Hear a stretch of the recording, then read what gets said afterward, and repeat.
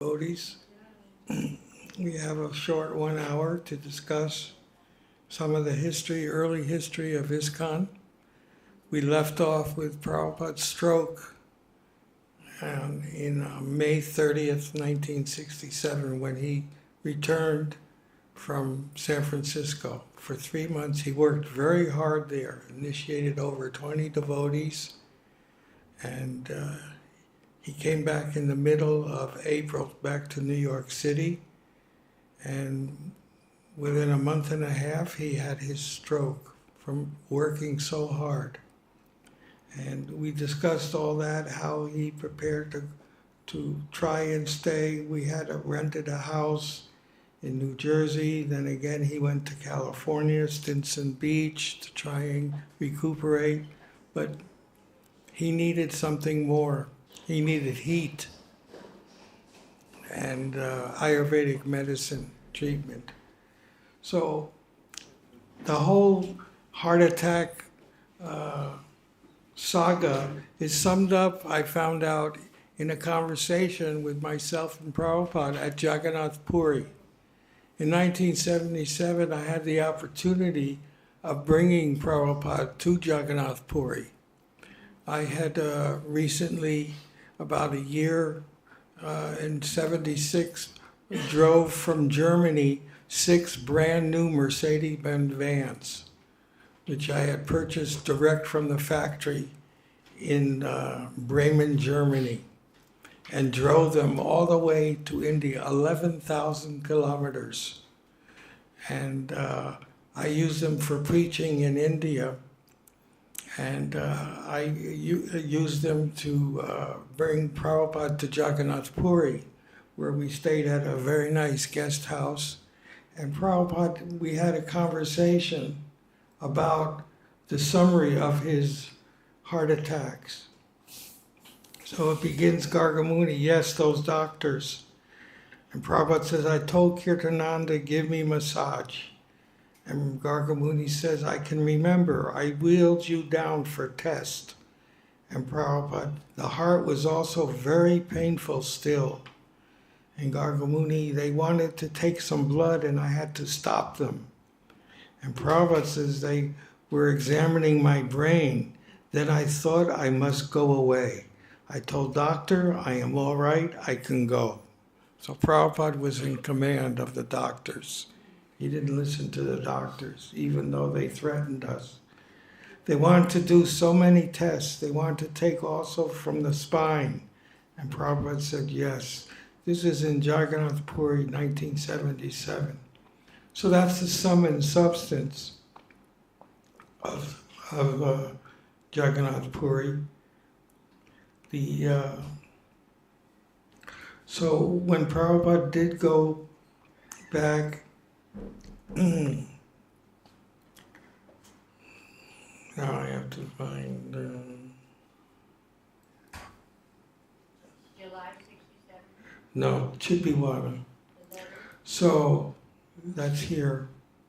So there were a few letters in June and July, which we couldn't read last week, which I have now. After he was recuperating from the stroke, he went to New Jersey, where we rented a house on the beach in Long Branch, New Jersey. So Prabhupada writes a letter on June 14th. This is approximately 2 weeks after his stroke. He says, my dear Brahmananda, please accept my blessings. I'm in due receipt of your letter dated June 10th, 1967. Brahmananda was in New York, of course, so New Jersey was very close. But he couldn't always drive out there because it means we'd had to rent a car, and that was expensive. Yes, it is due to your prayers that this time my life has been saved. Your appreciation of the movement is very keen and interesting. Actually, I was also attracted by my Guru Maharaj when he convinced me that God lives and we can live with him. I find the same conviction in you and has given me so great pleasure. Yes, it is the greatest discovery.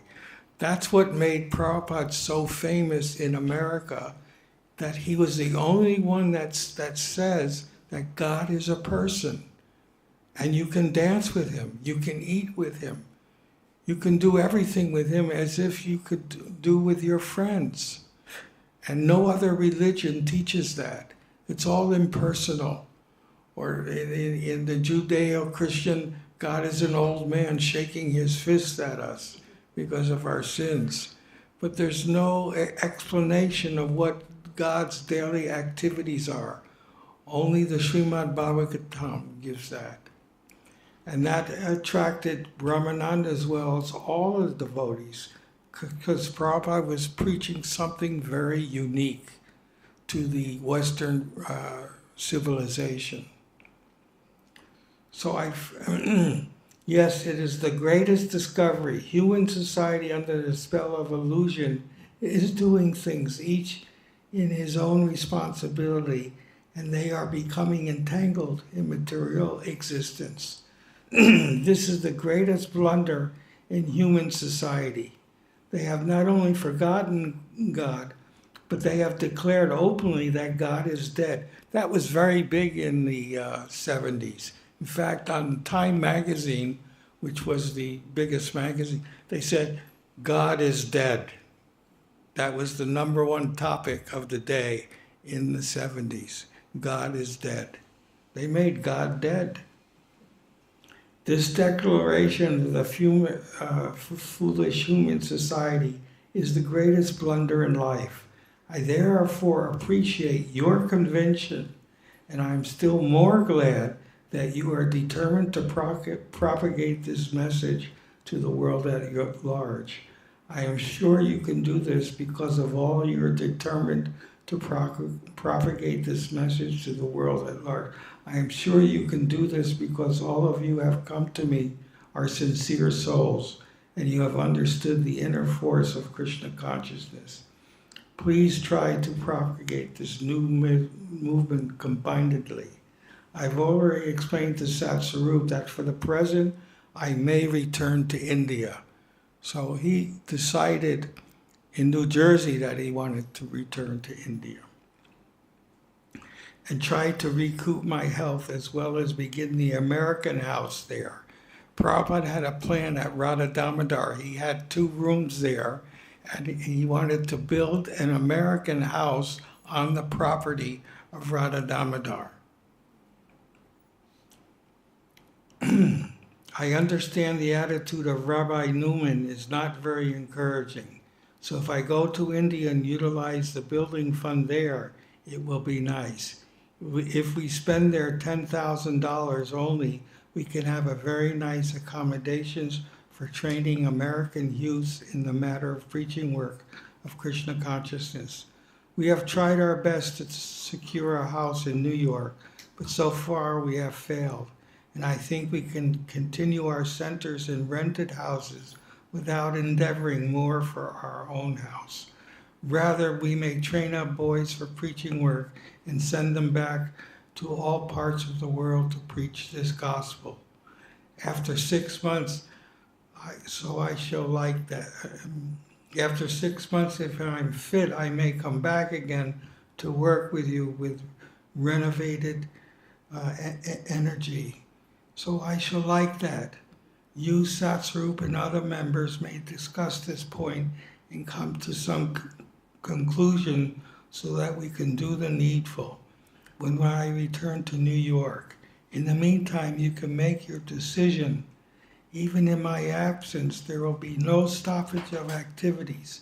We'll go on nicely by regular exchange of correspondence, and there'll be no difficulty. At last, I may inform you, if I get my permanent visa, and if Rabbi Newman agrees to give us the house, then I may not return to India. That is my inner wish. So Prabhupada was still thinking of getting the house. What house was this? Well, that house I told you about, this house that was in the built in the 1600s. It was a 3-story house, but on a very nice place in Manhattan, tree-lined on both sides. Beautiful area. And Prabhupada really wanted that house because he had attended the Ramakrishna mission, which was also in a very nice place in Manhattan with tree lines on both sides of the street. And he wanted a house like that. And The one that the lawyers were. that cheated us, yes.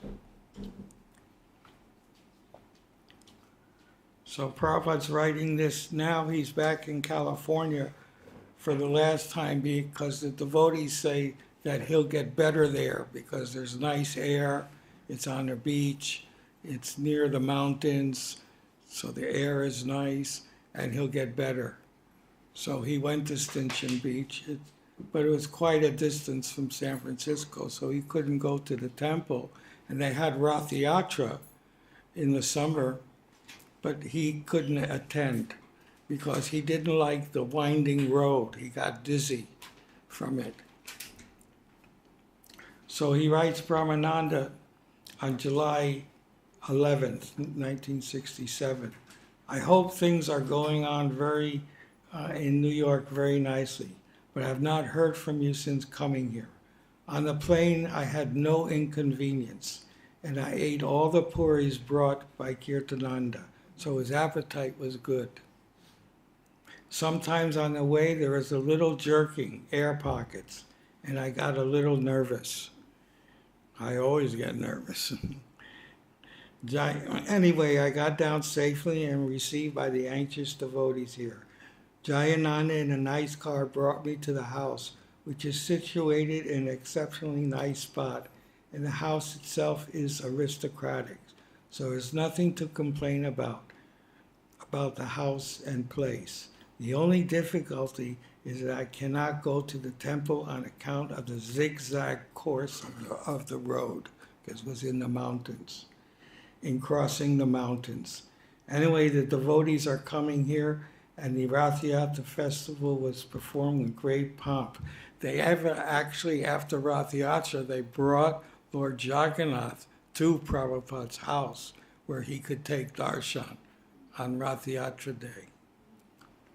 More than 500 people followed the procession to the beach, and there are about 24 cars. They distribute thousands of chapatis, and at last Sri Jagannath, Subhadra, and Baladev kindly came here in our house and will stay here for 1 week and then return.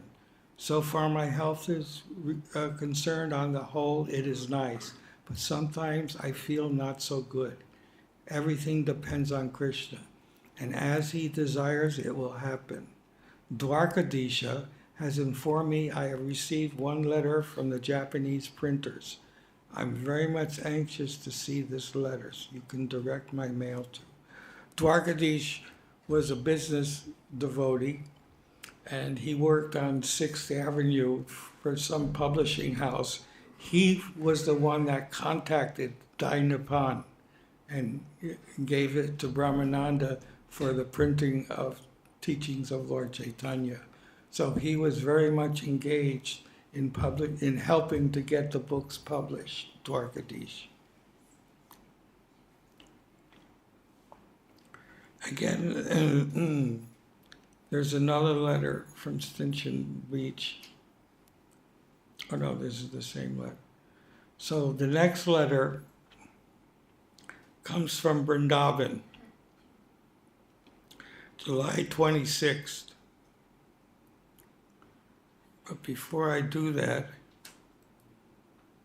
I wanted to talk about when Prabhupada did go back to India, he landed in New Delhi. And it was at 2 o'clock in the morning.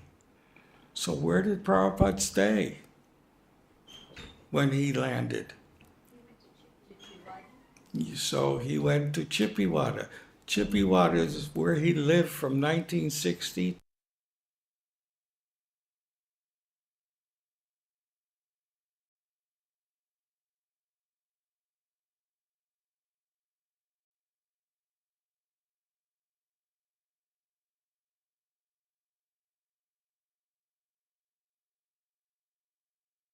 Panditji, who was in charge of the temple, who really did a lot of service for Srila Prabhupada in getting the books published of Srimad Bhagavatam and helping with Back to Godhead. Because Prabhupada was a one-man army. He did the editing, he did the typing, he did everything. So I wanted to show what Chippy Water was. Now this is the area. The place was known as the Radha Krishna Temple. And this is the lane. It was actually across the street from the Jamsid, the largest mosque in the world. It was just across the street in Old Delhi. In Old Delhi, there are no streets. There are only lanes like this. And this is where Prabhupada had to walk around to get his books published. And you can see the sign, ISKCON. ISKCON purchased the building of where Prabhupada stayed at Chippewada, and now they added on 2 floors. It's a very nice place. They preserve Prabhupada's rooms there. The name of the deity, though, wasn't Radha Krishna. It was called Radha Ballabha.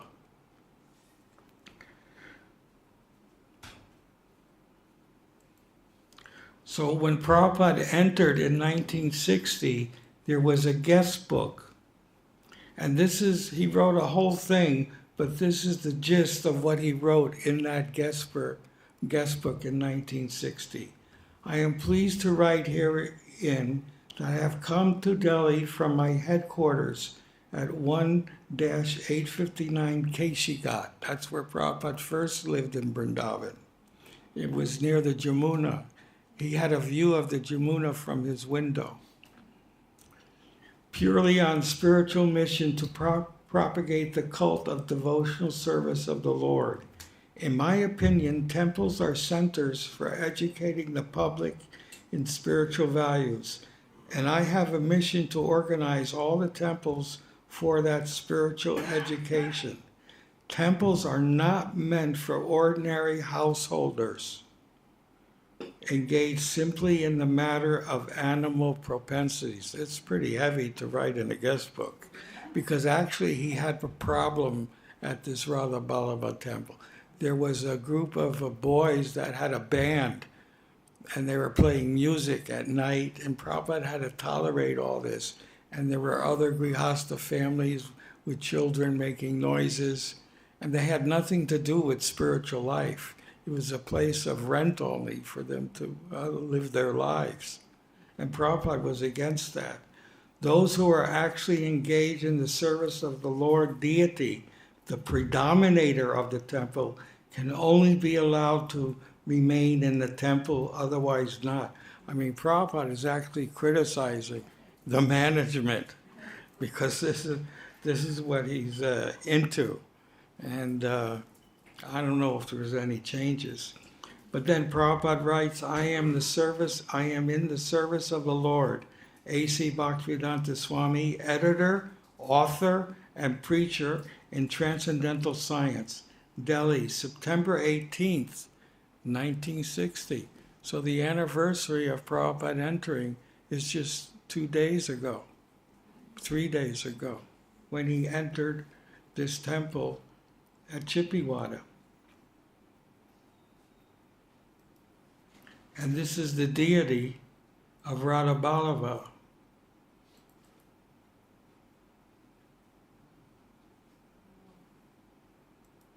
Were these the deities that were there? Oops. Were these deities there? Yeah, the deities must be about 300 years old. That temple's been there for a long time.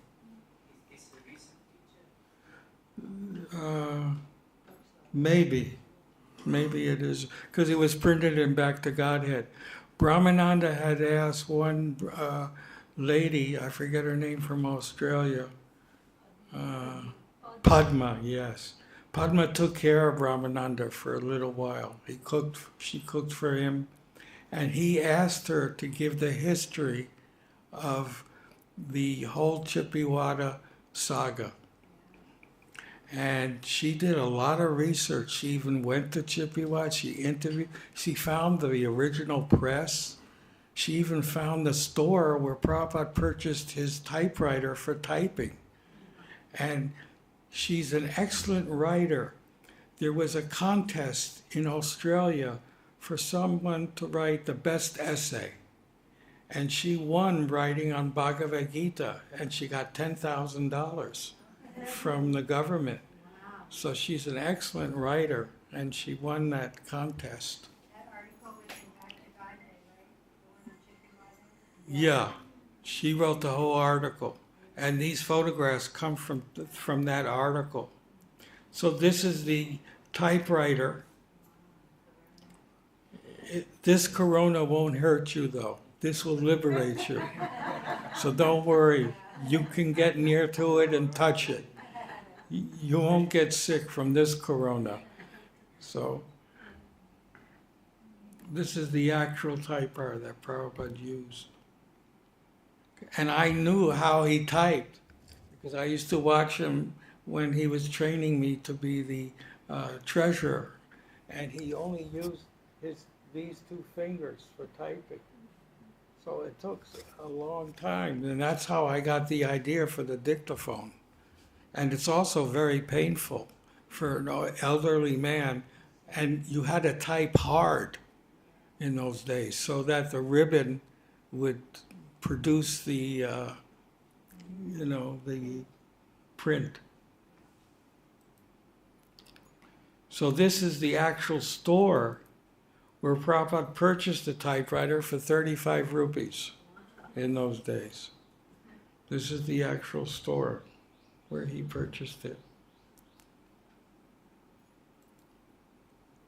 And this is the room where Prabhupada actually lived, on top of the roof.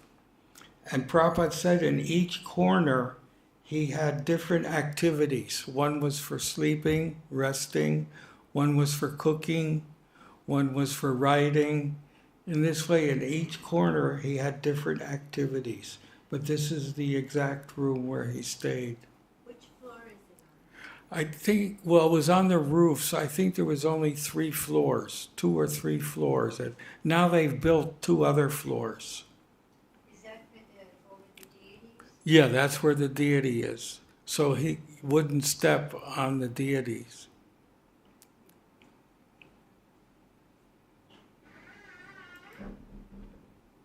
And this is showing the outdoor of the different apartments that were used by grihastas. That's why Prabhupada was quite angry in writing that introduction for the guest book, because they were disturbing his writing.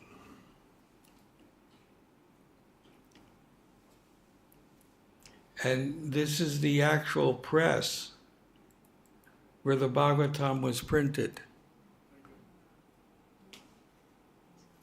This is the press. She found it.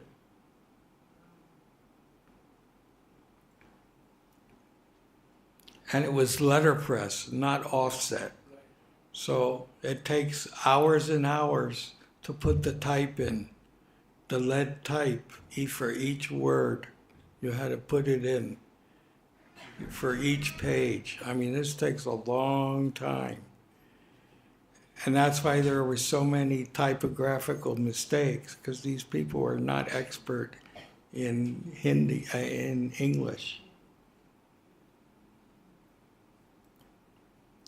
And Prabhupada, this is a nice painting, Prabhupada would go continually.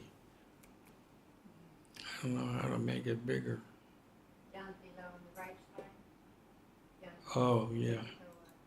Whoops. Prabhupada would continually go to the press and say, hurry up, because he printed 3 volumes, and he would check always with the printer and try and do the editing to change the mistakes. So Prabhupada was very much engaged. This was his letterhead at the time.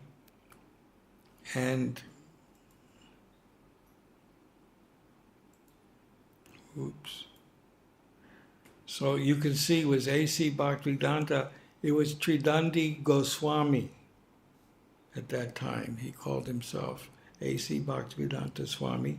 And he put his residence as Radha Damodar.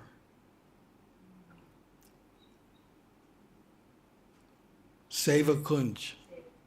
There's another conversation where he was offered by some Goswami to purchase Seva Kunj for 10,000 rupees. But Prabhupada didn't have the money. And he felt very sorry that he couldn't purchase it. Otherwise, Seva Kunj would be in the hands of ISKCON right now. I think that would entail a lot of controversy. Maybe that's why Krishna didn't allow that to happen. And his office was the Sri Radha Krishna Temple, because that's what the name was in the local area, not Radhaballabha. But Radhaballabha is the name of the deity, and the property is in the name of Radhaballabha. And that's at Chippiwada in Delhi, Old Delhi. So that was Prabhupada's letterhead at the time. And he printed his Easy Journey to Other Planets. This was printed after the Russians went up in the Sputnik. They sent the Sputnik up. And Prabhupada thought of writing this. This was his first book he wrote. It was only about 50 pages.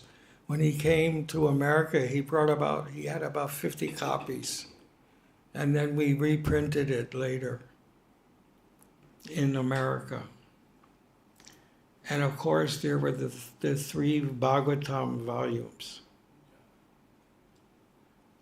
Were all printed at that press. The binding was sewn with string. I remember because I had a copy. It was bound in string. Sewn by hand.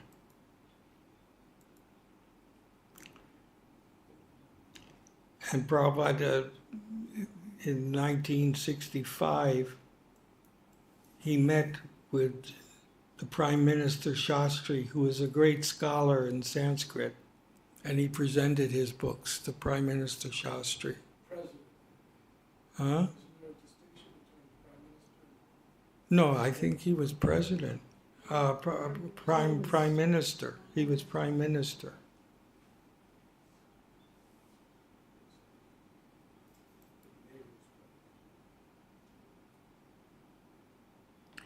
And Prabhupada designed his own jacket for the book, Can I say something? showing the spirit. Yes. I tried to praise Srila Prabhupada for this cover.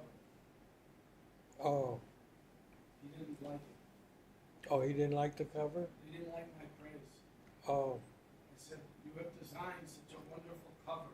Hmm. It was a wonderful idea. He said, what my idea? Oh. It is all in Shastra. Yeah. And it shows Goloka with all the other Vaikuntha planets around Goloka. And you can see they're round, not flat. Prabhupada says that it appears flat. If you go on the ocean, it looks flat, but actually it's round. When did you do that? Huh? It was during the roadshow because we had an upgrade of the cover. BPT created a new cover, Ramona, and we used that cover for a big poster for promoting the roadshow. And I was praising Prabhupada, and he just wasn't buying it at all.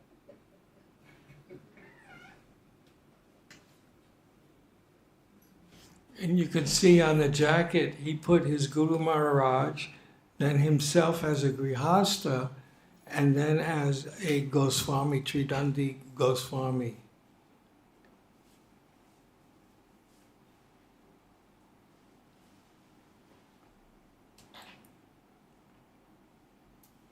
Now, in this Chippiwada, because the lanes were so narrow, it was here that Prabhupada was thrashed by a bull. and it was very dangerous. Prabhupada is speaking.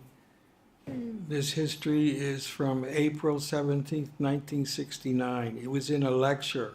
From 1960 to 65, Prabhupada would wander these lanes at Chippewater, Delhi, performing his service of publishing his 3 volumes of Srimad Bhagavatam, purchasing paper, checking the book binding, proofreading at the printer, etc. One day, Prabhupada was thrashed by a bull, and Prabhupada relates this Leela. And this is a quote from the Vedabase. In the beginning, it appears to be very bitter. When I took sannyas, when I was living alone, I was feeling very bitter. Sometimes I was thinking whether I have done wrong by accepting. So when I was publishing this Back to Godhead from Delhi, one day one bull thrashed me, and I fell down on the footpath, and I got a severe injury. I was alone, so I was thinking, what is this? So I had many days of very tribulations, but it was all meant for good. So don't be afraid of tribulations. Go forward. Krishna will give you protection. That is Krishna's promise in Bhagavad-Gita, Bhagavad-Gita 9:31. He quickly becomes righteous and attains lasting peace, O son of Kunti. Declare boldly that my devotee never perishes. So that was from 1969.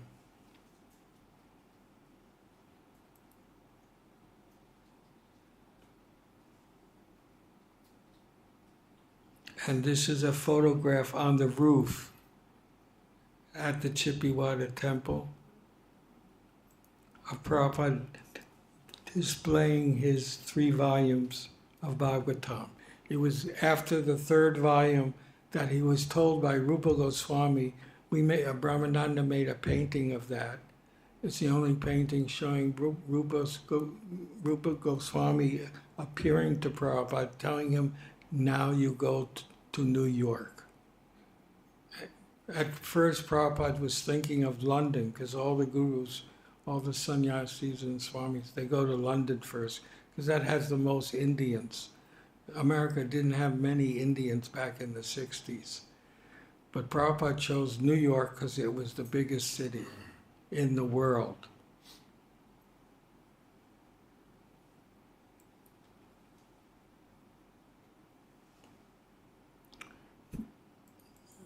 Prabhupada mentions from 1964 to 66, I struggled very hard, alone. 12 years means 1 yuga. Roughly 1 yuga, and a big yuga, another, in the ordinary sense. And Hari Sari says, oh, the term is used differently? It can be used in different ways? And Prabhupada says, yes. We always, and Hari Sari says, we always think of 1 yuga as being like Kali Yuga. And Prabhupada said, yes, that is a big yuga, but this is a small yuga. Prabhupada said that in 1976. So he struggled a lot in India, trying to get these Bhagavatams printed. I think I showed all the photographs. So we'll go on with the letters.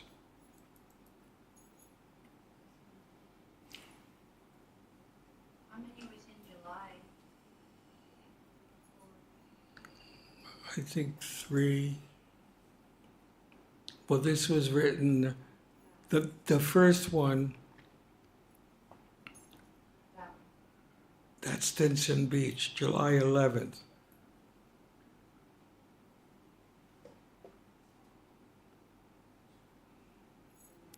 Then the next one, actually the first one is a note from a hotel. What happened is Prabhupada got on the plane in New York and flew to London. And what happened is that the plane was supposed to go to Moscow, then to Delhi. But there was a delay of 16 hours. I explained that last time. Someone had smallpox, and then we heard that an engine fell off, and they had to replace the engine. There were different stories about that. So Prabhupada wrote a little note from the hotel. I have the original handwriting note. And just that Prabhupada says, I'm okay and you should do your service and so on. It's a small note. But the big letter came when Prabhupada finally arrived in Vrindavan on July 26, 1967. Now, when he arrived in Delhi, it was 2 in the morning, and he had to go to Chippewa. Well, how do you get there? So there was a taxi, but Prabhupada didn't have any rupees. He used the 40 rupees that he brought with him in 1965 to pay the taxi. And Prabhupada knew I was overcharged, but I let him take it because it was 2 in the morning, and we got there safely. But just imagine Kirtananda's feelings arriving at Chippewa. There were no beds, there was no air conditioning. It's hot in July. So he must have really suffered, sleeping on the floor. There was nothing there, just a blank room, because Prabhupada lived a very austere life. So Prabhupada writes to New York, "Dear children at New York." He always addresses as boys or children because that's how we acted. We didn't know anything. Yeah. We had a very very nice plane ride here to New Delhi, although it took somewhat longer than we had anticipated.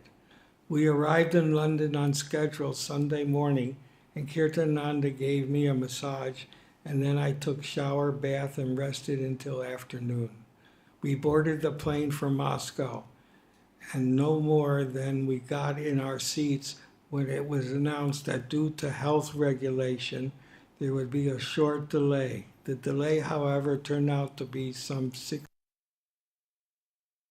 It seemed that someone on the plane, when it came into London, had smallpox. So the plane was quarantined until it could be thoroughly fumigated. So that put us up for night at the Elixir Hotel, which was something like a dream palace, complete with air conditioning, TV, hi-fi, swimming pool, and everything else. We had a nice meal and slept very nicely. We took off for Moscow shortly thereafter and arrived at the bastion of propaganda about 3 hours later. The bastion of propaganda means the Communist manifestos.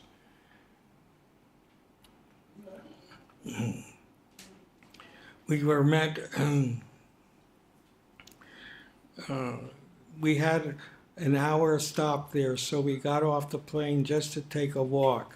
We were met by a friendly guard and informed that they would keep our passport until we returned to the plane, and then guided down the corridor to the terminal.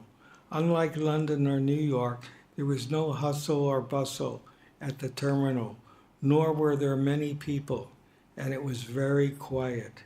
The only remarkable features was the propaganda pictures and the many racks of free books and literatures.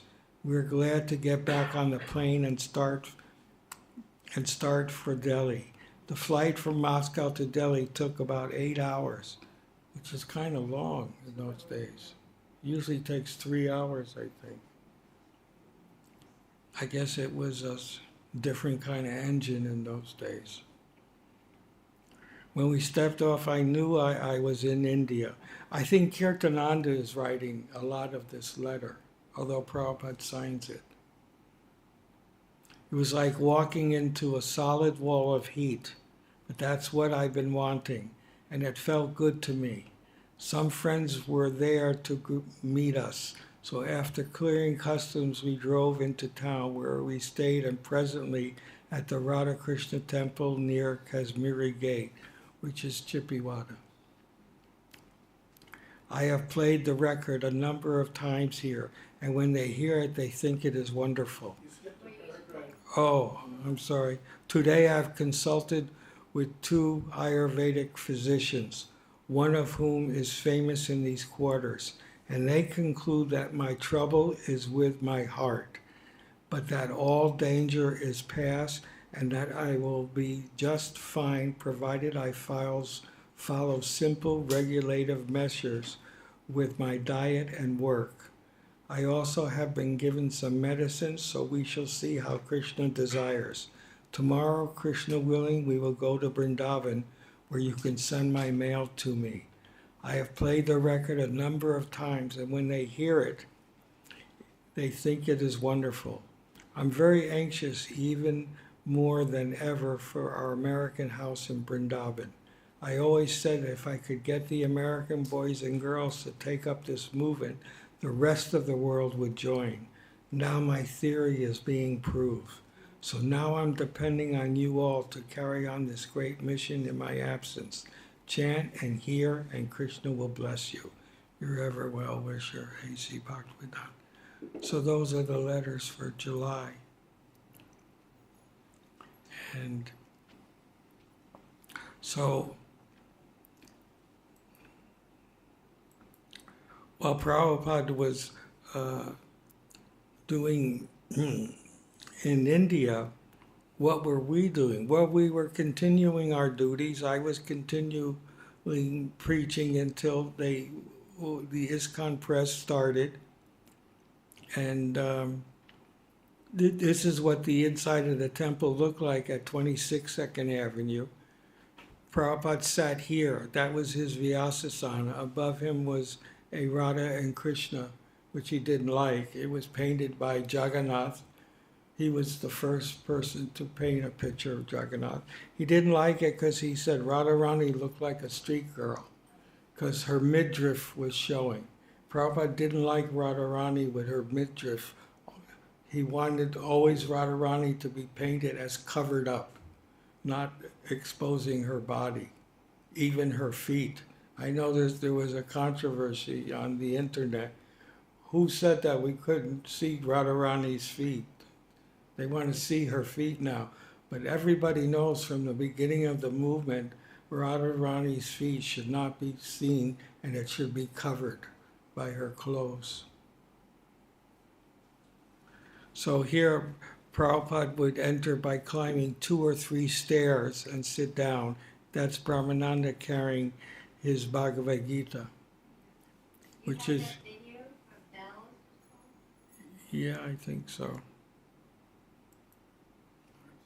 Yeah. Well, I have the photograph. Now Prabhupada's it wasn't arti, he said bells. The Swami is doing bells. And he doesn't have one bell. If you look closely, he has 2 bells. He's holding 2 bells in his fingers, not one bell.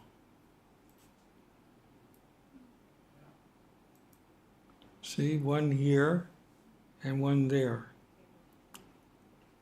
And these flowers are all plastic. We didn't have money for real flowers in those days, you know. They were all plastic. And this is where Prabhupada would offer the prasadam in his apartment. This is the first picture taken at 26 Second Avenue. It's in the courtyard between the 2 buildings. They didn't keep the courtyard very nice. It was supposed to be a garden, but it was never kept up very nicely. You can see in the bird feeder, there was never any bird feed there. I think the cats all ate the birds anyway.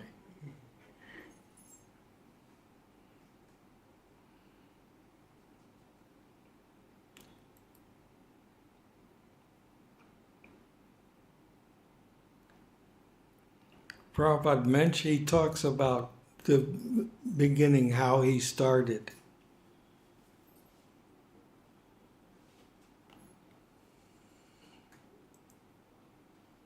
Oh. Sachi. It's the system only which is now. Hmm.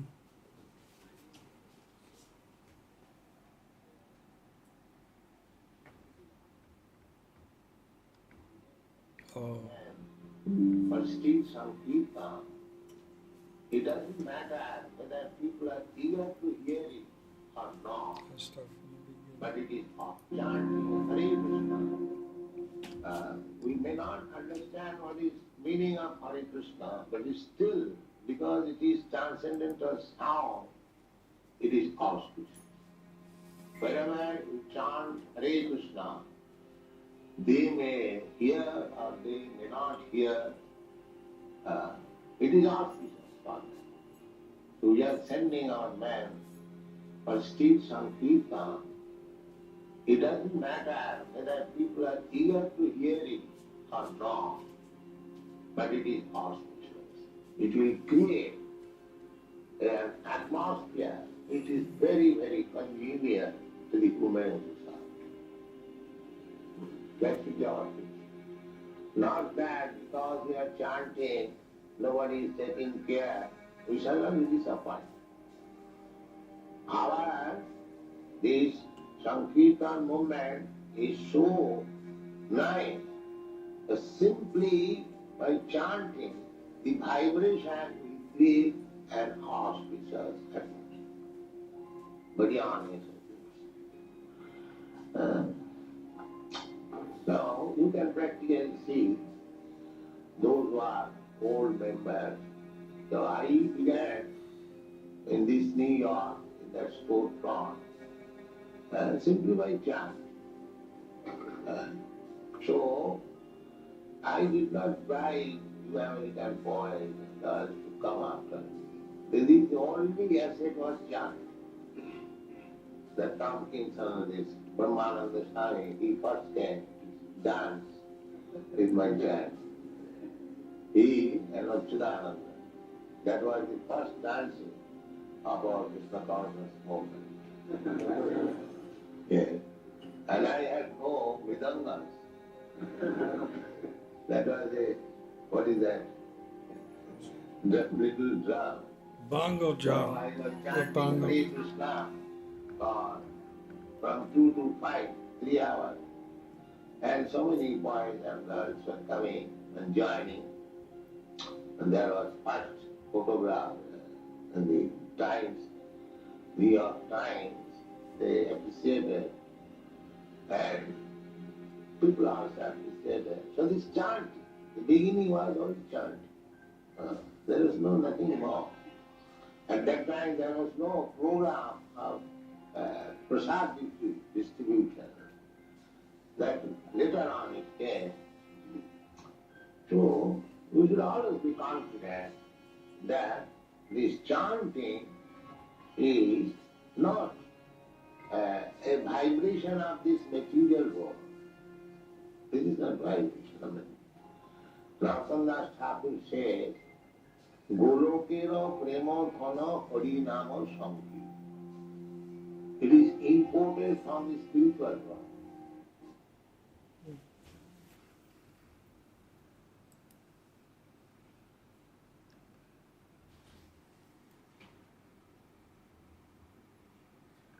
So even in San Francisco, Prabhupada was very content in dancing with the hippies.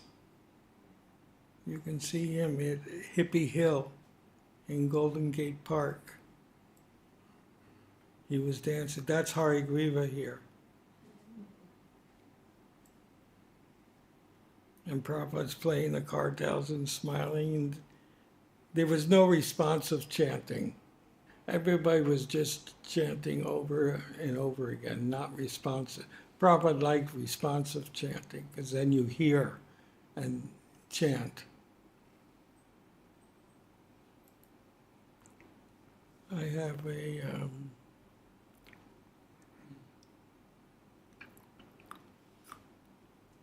here it is.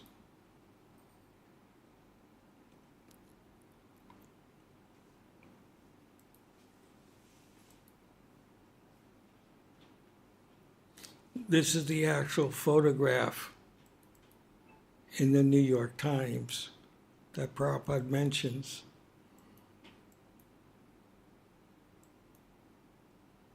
Prabhupada is here playing the drum, and this is Achyutananda and Brahmananda.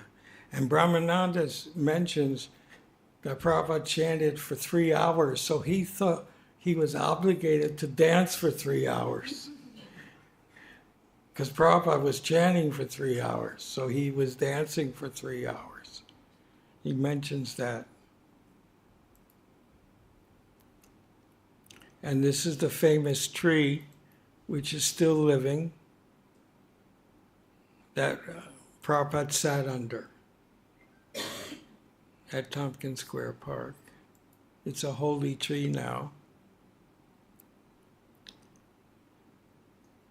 And while Prabhupada was in India in the summertime, he went in July, Brahmananda kept going every weekend to Tompkins Square Park.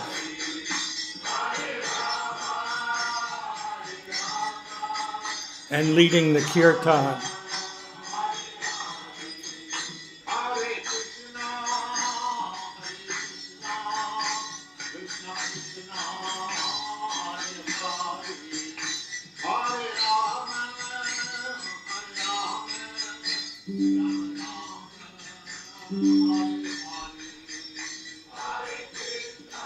That's Advaita.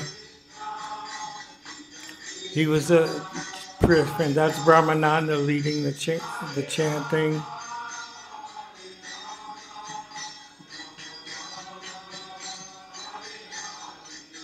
That's Mahapurush, Jai Govinda, Madhusudan, Jodharani dancing, Karunamayi sitting. So even when Prabhupada wasn't there, people were gathering around and hearing the chanting. And we had the Lord Chaitanya Sankirtan painting.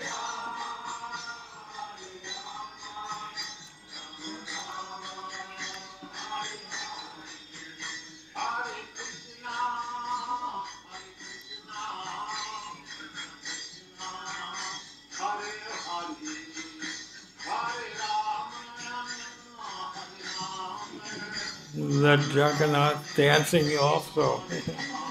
Lord Jagannath was also dancing. That's Karunamayi.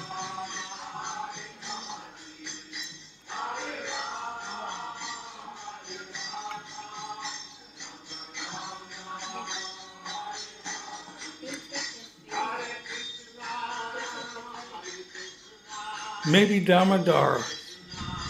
He was the only one that had a small film camera. There was no sound in those. There's no video camera in those days, so there was no sound.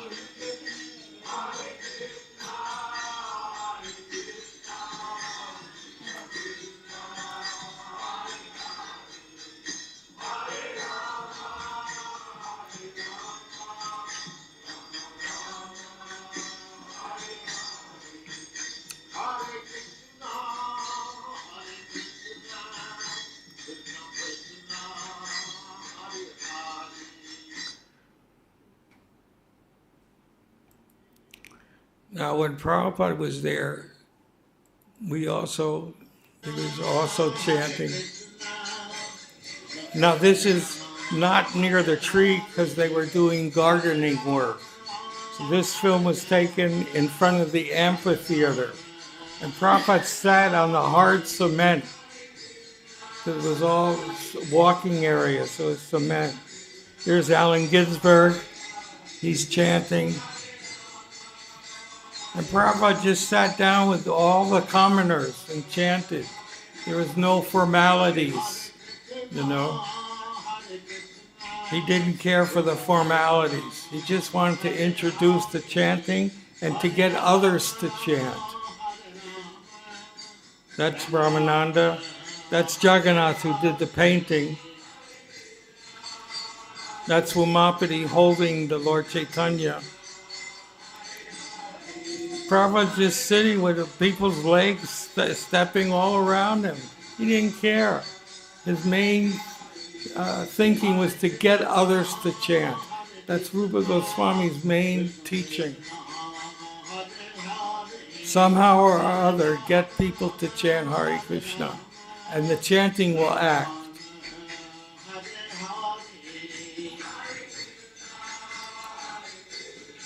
That's from the Bhakti Rasamrita Sindhu.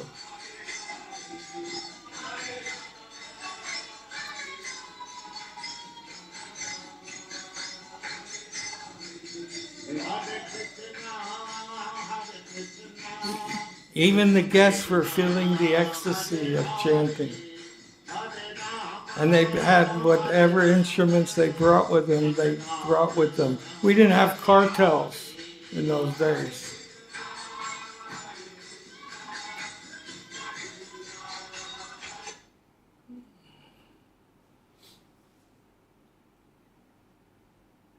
That was from October, November 1966.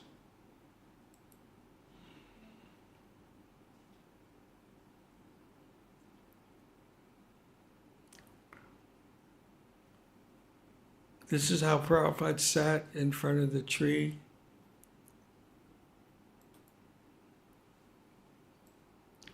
Just sitting amongst all the common people. He didn't care for any formalities. That's Umapati from the backside. I don't know who these other people are. They're just guests. We had a lot of regular people coming, but didn't get initiated in those days. Brahmananda asked Prabhupada, what is a bona fide Sankirtan party? And Prabhupada said at least 4 mridangas and I think 10 cartels makes a bona fide Sankirtan party. So Brahmananda organized a Sankirtan party in Wall Street to, I was there. oh, were you there? That's when you all took sannyas and you came after you took. No, but I'm not in the picture. This is with Chandan Acharya. Yeah, I remember that. You're in the back? Is that the ladies? That's Bardraj and Rishi Kumar, Chandra Acharya. This is not with us. This is before. Because me and Vishnu John aren't there. And we didn't go to New York. We went to Cleveland first, then Boston. No, in Philadelphia also. Oh, yeah, Phil. No, that was 75. No, Oh. 1970, right afterwards, because you Oh. all were there. Oh, This looks like Satsvarup behind Barbara. Yeah. no. Was the top- I think Tall it's guy. I think it's Vaikuntanath. Oh, It looks to me like Vaikuntanath.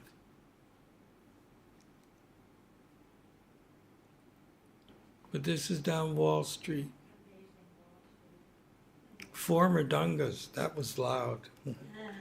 Yeah. we used to go to Wall Street, and no one, they were very serious back then. It's a financial district. Yeah. Everybody's worried about money. Yeah. And so it was a very dour mood. But I went back again in 89, Vasagya and many others. And the same businessmen, the same place, and they were all dancing Oh, in their suits. so Because the atmosphere had changed. yeah. In 1973, we would bring little Radha Krishna every day to Wall Street. Oh, I was their pujari, wow. and we'd bring them down every single day and have Sankirtan Mm. at Wall Street. In 72. New York Stock Exchange. Hmm. Somebody made a nice altar in front of the tree with Prabhupada, with fruits and flowers, everything. Because there was a disease going on in the park with this elm tree, and many of the trees died except for this one. This one grew even more because of Prabhupada's presence.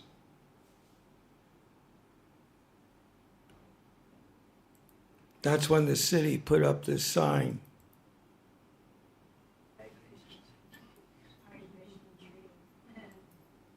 It was done by the mayor.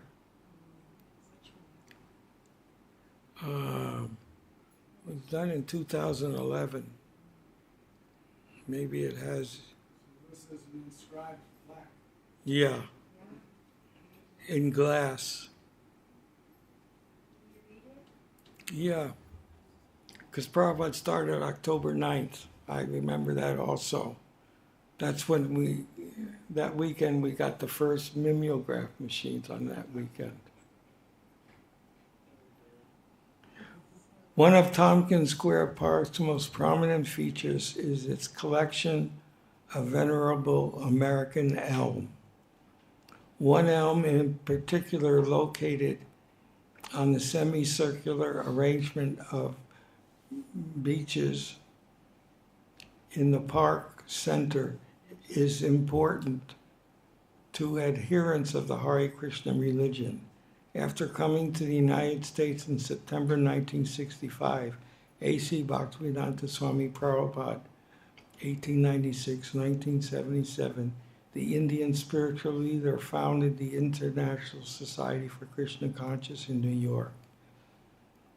He worked from a storefront and nearby 2nd Avenue that was used as the Society's American headquarters.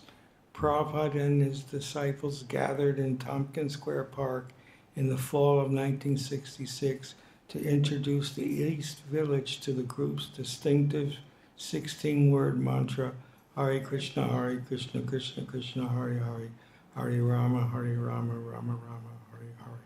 On October 9th, 1966, Prabhupada and his followers sat beneath this tree and held the first outdoor chanting session outside of India. Participants he chanted for 2 hours as they danced and played cymbals, tambourines, and other percussion instruments. The event is recognized as the founding of the Hare Krishna religion in the United States. Prabhupada's divine group that day included beat poet Allen Ginsberg. He died in 1997. Krishna adherents continue to return and acknowledge its significance. Make it a little bigger. But then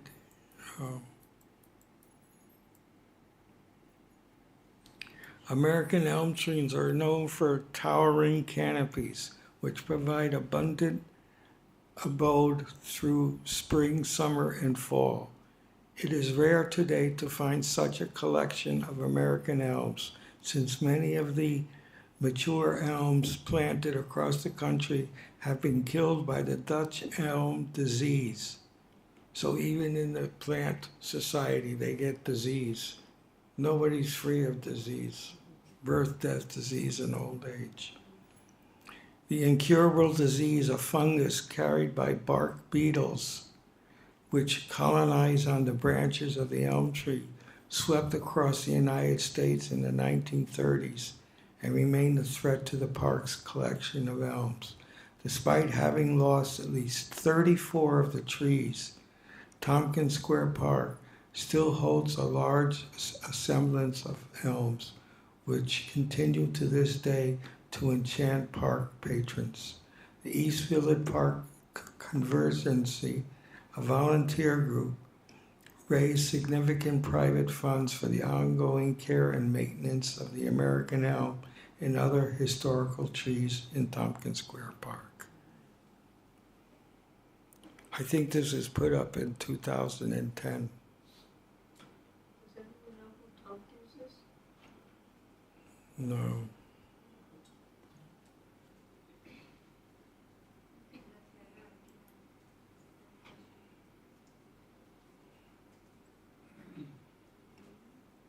This is the tree from far away taken.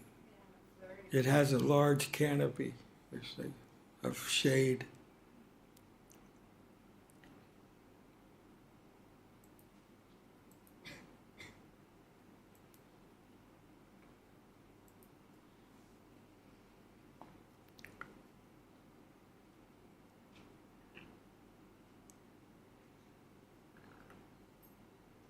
You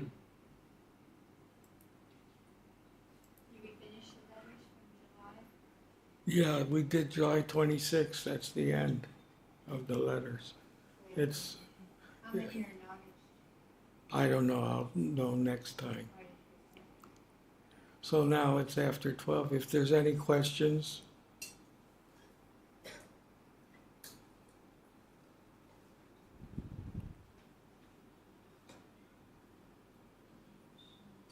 Gargamuni, tell us about how you took the shot on the Srila Prabhupada all the way. Did he cook?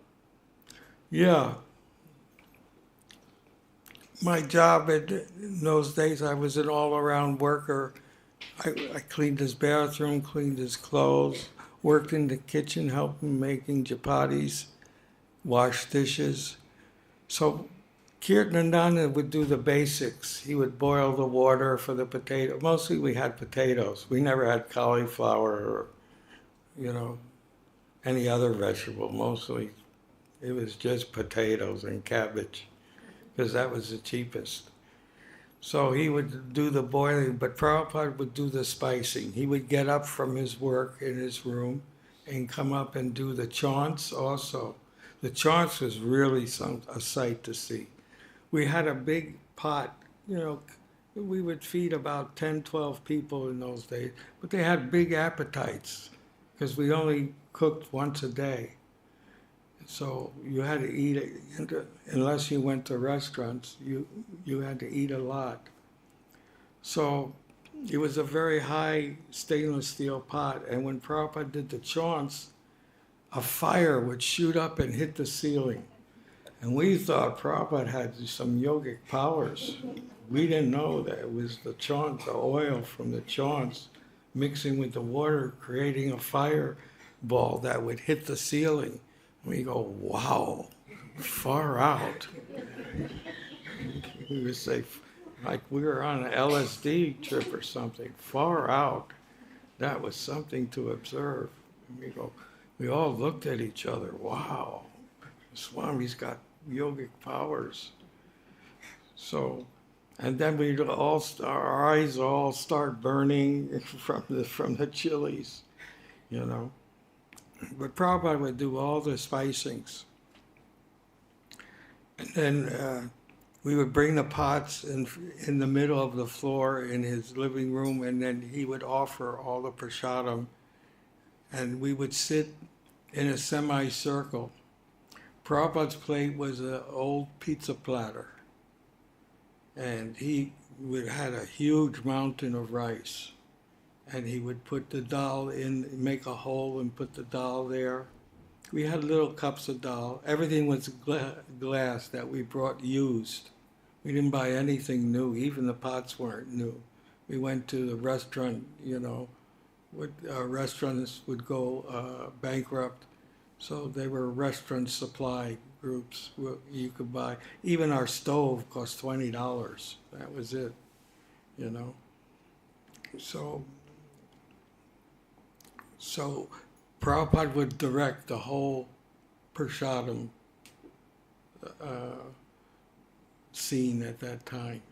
He would watch everybody's plate and he would say, oh, take more. Stradish would eat 15 chapatis. And Prabhupada made sure he had a lot of food because his mother dropped him off there during the day. He had some mental problems. And he would do a lot of typing all day long, Stradish. He was also a good dancer. You could see him dance in the film. I'm trying to find the film. The guy who made up the term shark. Yeah, I just kind of. Yeah, we did. Because those little black things, Prabhupada would eat them. So we thought, oh, there's nothing wrong in eating them. So we would eat them and then run to the bathroom and drink water. We didn't know what they were. So we gave them the name sharks. Beware of the sharks, because they were hiding underneath the surface of the doll. Yeah, they were chilies, you know. So we stayed away from those, but we would play jokes on someone new that came, and they would eat one, and we'd all laugh. We never told them to beware of the sharks, and we'd all laugh. You know, we go, he ate a shark, you know. But running to the bathroom and drinking water is the wrong thing to do. You just make it worse. You got to eat a dairy product that takes the heat away and the pain of the heat. But we didn't have any dairy product in those days. I mean, Prabhupada make halava for you? only on feast days, you know. I remember in San Francisco, he was introduced to oatmeal halava by Jamuna, and he liked it. Because usually we used farina, you know, for making halava, with raisins, a few dried fruits and nuts. But in San Francisco so everybody started eating oatmeal halava, you know. Did you used to have heavenly porridge every morning? Every morning we had porridge. That was cooked by Kirtananda with lots of sugar. Oh, he used to pour in the sugar, you know. That was generally farina, or sometimes mixed farina with oatmeal. And that was our breakfast. We didn't have fruits in those days. There were no fruits. You know. We're very austere.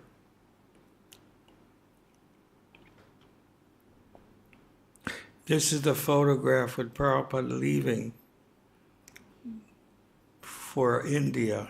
And you can see up close that he was very tearful in leaving. And everybody's eyes were on Prabhupada. Is that Ray Rama? Yeah, that's Ray Rama. There's Madhusudan, this is Pradyumna, Brahmananda, Rupanuga, Mahapurush, and Hansaduta, and Himavati's on the side, and Kirtananda's on the side.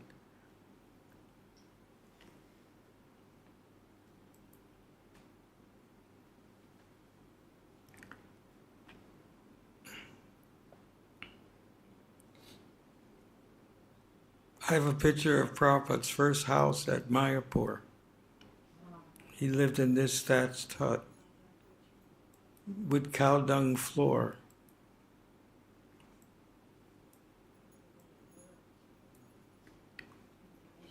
There was nothing there. I mean, there wasn't even a cement building there. Even the locals lived in thatched huts. They were all poor farmers, Muslim farmers. And Prabhupada tried for 5 years to get land there through Achyutananda, but all the money was squandered. Never got any. Then Prabhupada had to go there himself and negotiate, because the God Brothers threatened the farmers, don't sell land to ISKCON, because that was their money maker, not Vrindavan. And they didn't want ISKCON to have a center there. So they threatened to rape the daughters of the farmers, to burn their houses. I mean, they even hired tantrics in Navadvip to make Prabhupada and the devotees sick, so that, or the Muslim farmers sick. So at that time, it was 500 rupees a biga. I don't know what it is now, but I know it's in the thousands. So, but we had to pay 1,800 rupees a biga. That's the only reason why the farmers sold it to us, because they got rich just from that. And they didn't care about the threats from the God Brothers. So it was a difficult time, but it took 5 years before we got there, from 67 to 71, 72. This is when the first hut was built for Prabhupada. When were you the top president? 73. But I was here also before. This is the first time I had to go to the bathroom in a field. I looked around, I said, is somebody watching? I never went to the bathroom in a field. But it's normal. It was normal for Prabhupada. And he said it's very healthy because it's good for the plants. It's fertilizer. But you had to sit on your haunches to do it, and that was difficult. We weren't used to that. No details left out. Yeah.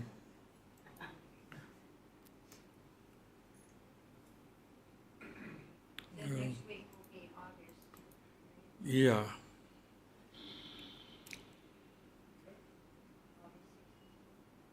Okay, so that's all for now. It's getting. Haribol, Prabhu. Thank you. All glories to Srila Prabhupada. All glories to the assembled devotees. Haribol.